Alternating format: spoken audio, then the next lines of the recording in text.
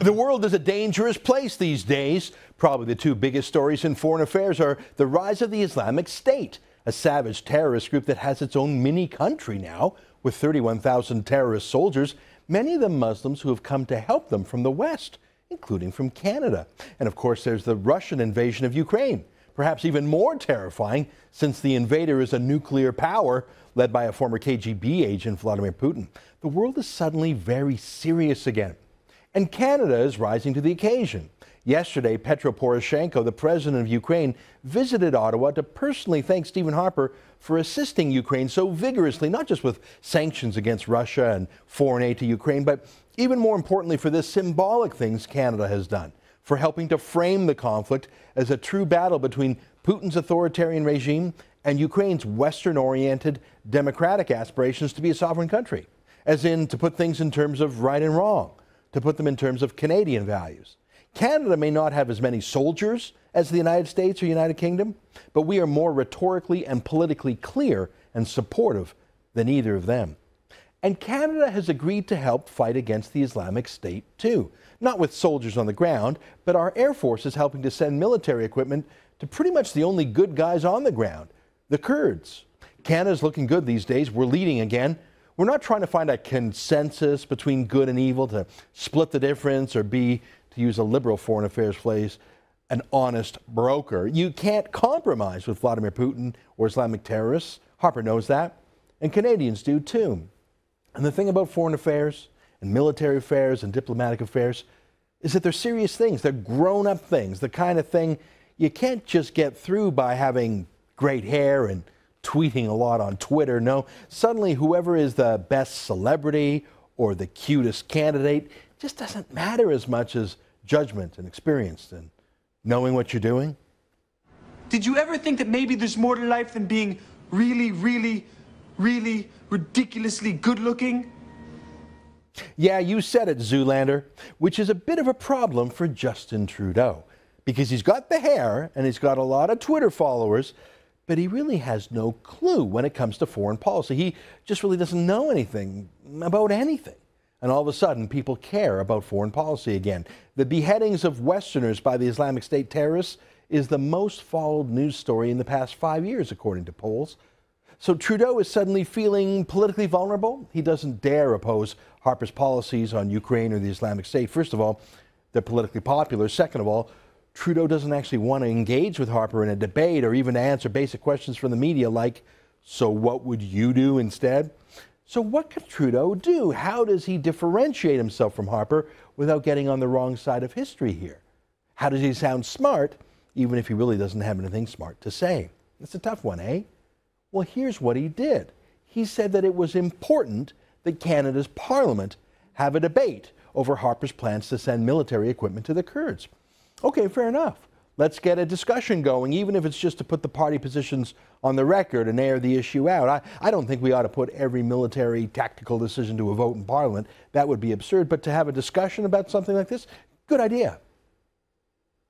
Mission overseas should have parliamentary debate and oversight, and that's certainly what's going on tonight with the emergency debate we called. Whoa. So not just a debate, an emergency debate? Trudeau announced that. He called it an emergency debate that would call all MPs back to Parliament for an emergency. An emergency. Emergency debate, emergency debate, emergency debate. Wow, now he was sounding like a grown-up. He was taking charge, taking the lead, if not to do anything, at least to talk about something. And so Parliament had an emergency debate, just like he requested. Emergency debate, emergency debate, emergency debate. But Trudeau wasn't there.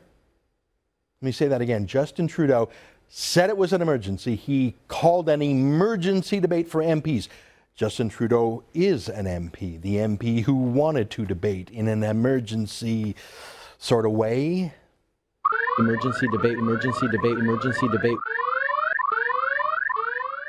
But then he didn't show up. He just didn't. As in when the emergency debate was emerging into debate, Trudeau was not there.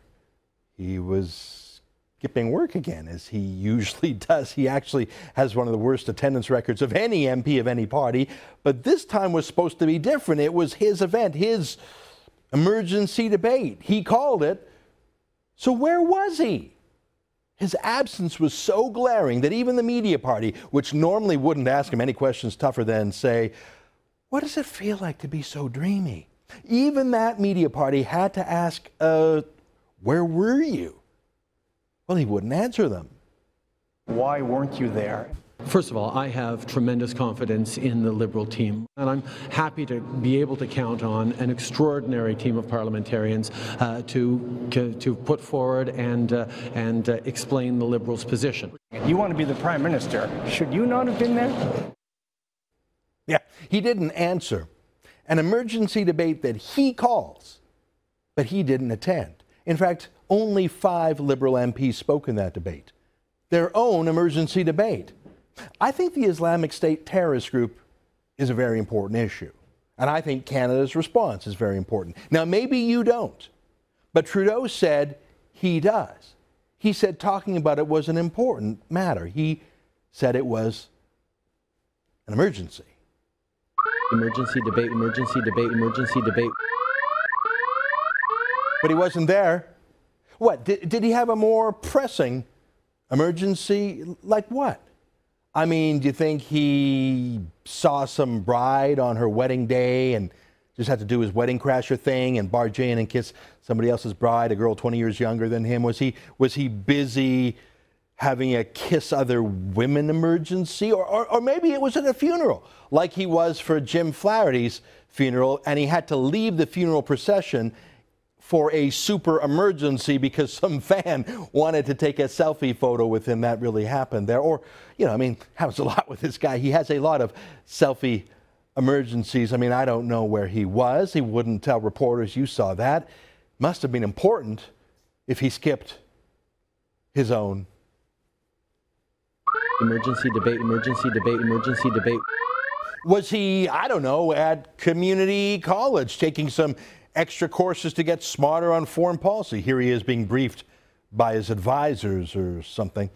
Did he see some hot chicks in yoga clothes and just felt he absolutely had to do some voter engagement? I don't know. Do you know? I mean, where there are girls, there is Trudeau. Was he busy, dancing? It had to be something super emergency important like that. Who knows? Maybe I'm being unfair. Maybe he was thinking very hard about the debate issues like Muslim extremists, like when he campaigned at the Wahhabi Mosque in Montreal, the extremist one, where they advocate killing gays and adulterous women and infidels. Trudeau says the answer to Muslim extremism like that is to engage Muslim extremists. Maybe he was doing that. Or maybe he just totally lost track of time, man. I mean, the guy has bold new ideas about time and space.